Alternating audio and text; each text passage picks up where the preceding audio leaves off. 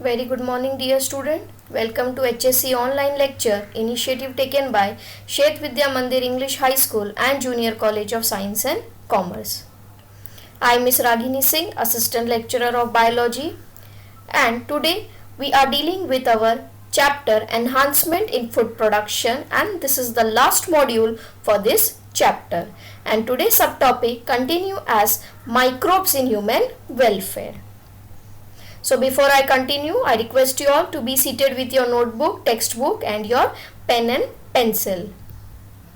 Let's recap, let's recall what we studied in the last module. You are supposed to identify the diagram and mention its three important steps. Have a look at this diagram that we studied in the last module and please write its three important steps.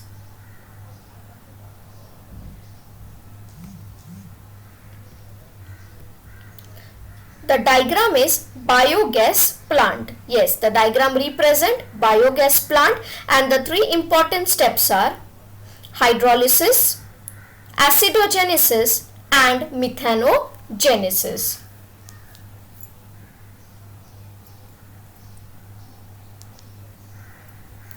I hope you have got this answer correct. Let's proceed with today's explanation. Today we are going to study how microbes are useful as biofertilizers. Types of biofertilizer. The very first is nitrogen fixing biofertilizer. Now why this nitrogen fixing biofertilizer is required? Because breaking down the nitrogen is not that easy. Nitrogen consists of 3 triple bond and breaking this 3 triple bond is very difficult.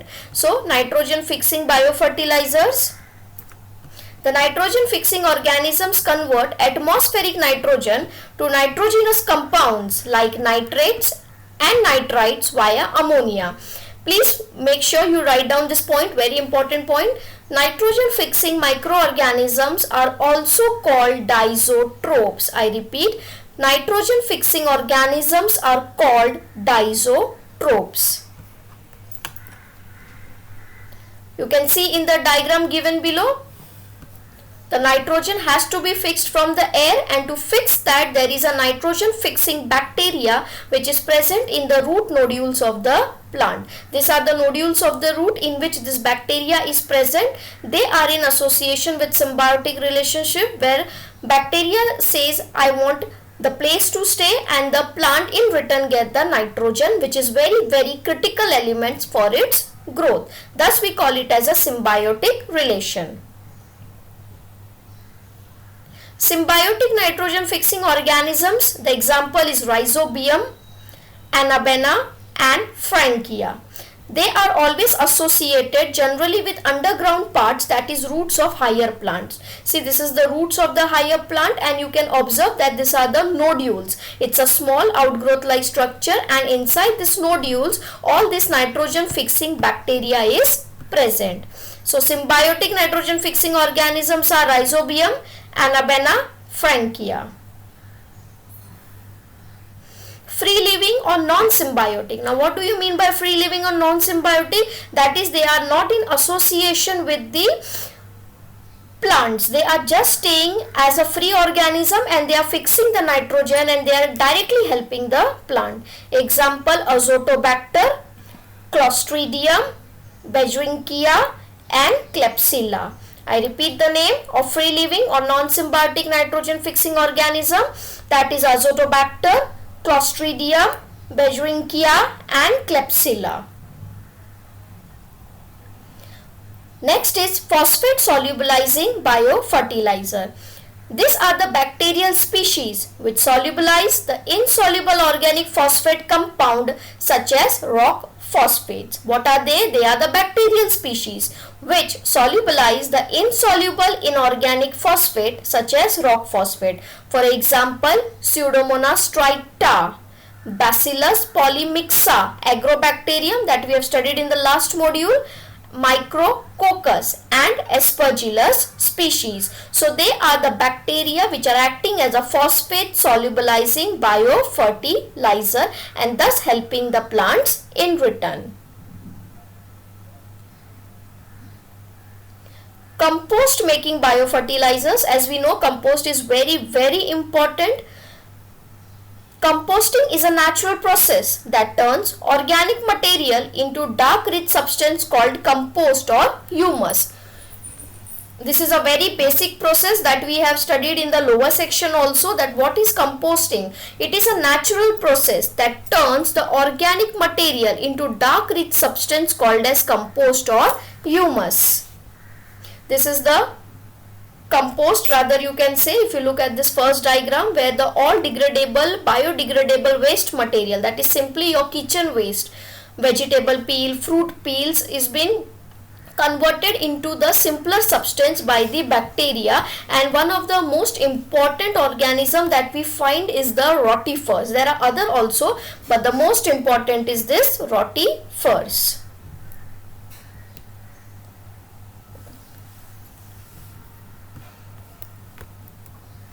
Cyanobacteria is biofertilizer. Cyanobacteria is nothing but it is the blue green algae.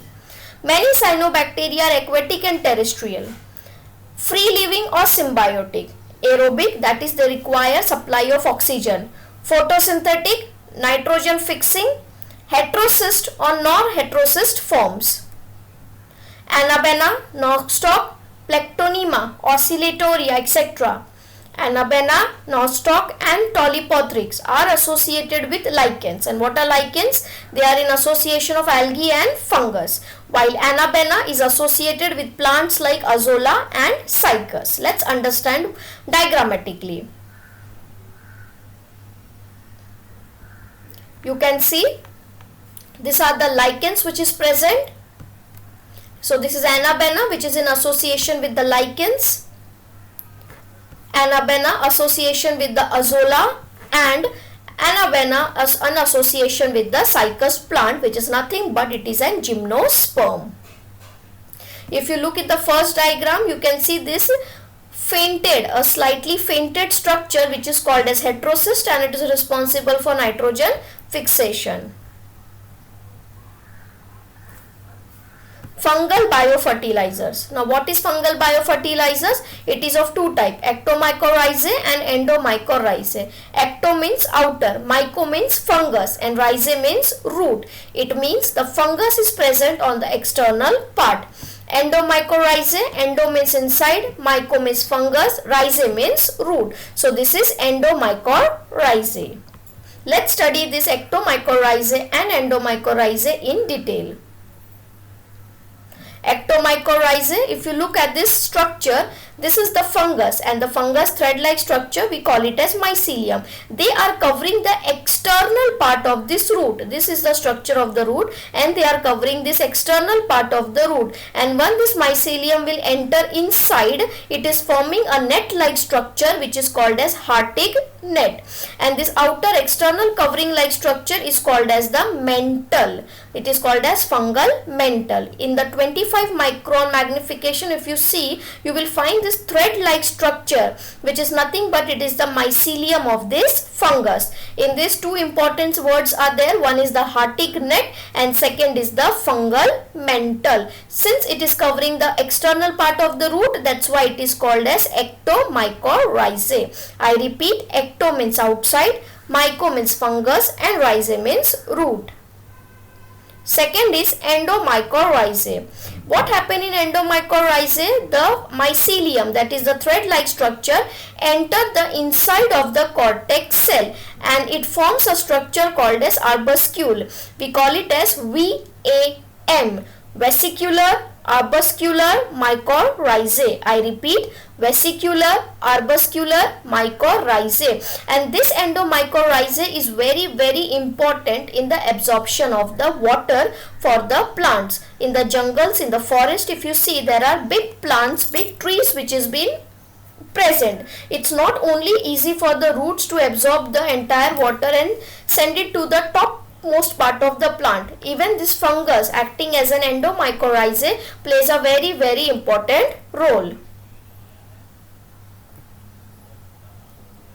Biofertilizer microorganism. Rhizobium. Rhizobia are rod shaped, motile, Aerobic, gram-negative, non-spore forming, nitrogen-fixing bacteria containing the nitrogen-fixing genes such as Nod genes and Nif genes.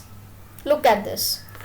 If you look over here, the rhizobium is the bacteria which is present in the nodules of the plant, and in the next diagram you will observe that the root hair consists of lecithin and the rhizobium has a polysaccharide. There is an interaction between the polysaccharide and lecithin, and finally there is an entrance of this bacteria into this root hair, and thus it forms a symbiotic relationship between them. Very important word, Rhizobium leguminosarum, it's a species of the rhizobia, is specific to the pea, whereas Rhizobium fascioli, it is specific to the beans. Kindly take down this point.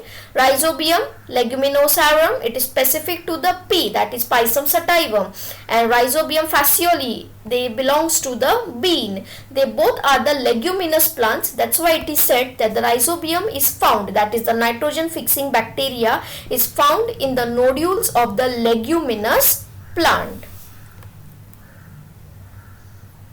Azotobacter. Now what is this Azotobacter? It is an important, well-known free-living, nitrogen-fixing, aerobic, non-photosynthetic, non-nodule forming bacterium. It is associated with the roots of grasses and certain plants. It is used as biofertilizer for all non-leguminous plants, especially rice, cotton, vegetable, etc. So this is Azotobacter. And in this diagram you can see how the bacteria is fixing the nitrogen and then it is absorbed with respect to these roots.